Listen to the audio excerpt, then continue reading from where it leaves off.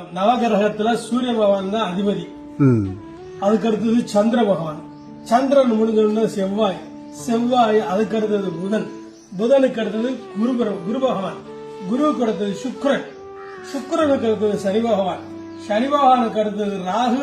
ராகுக்கு அடுத்தது கேது. இந்த நவகிரகங்களையும் வலம் வரும்போது 7 சுத்து இப்படியாகவும் வலமாகவும் 2 சுத்து இடமாகவும் சுத்தணும். இது சாயா கிரகங்கள், இது நிழல் கிரகங்கள். இந்த 7 பேருக்கு தான் உருவம் இருக்கு. இந்த 2 கிரகத்துக்கு உருவம் இல்லாதது. ராகுக்கு தலை மட்டும்தான் இருக்கும், கேதுவுக்கு தலை இருக்காது.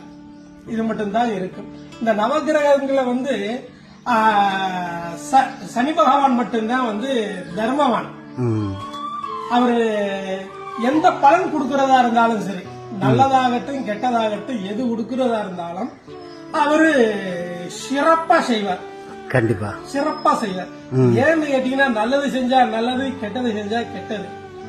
அப்ப எப்ப வரும்னு கேட்டீங்கன்னா, இந்த 7.5 சனின்னு சொல்லுவாங்க பாத்தீங்களா, அந்த காலகட்டத்துல ஒவ்வொரு ராசிக்கு 2.5 வருஷம்னு போவாங்க.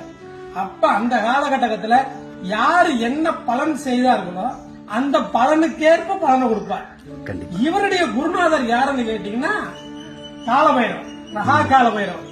இந்த காலபைரவரை கும்பிட்டா இவருடைய தாக்கங்கள் கம்மியாகும்னு சொல்லுவாங்க.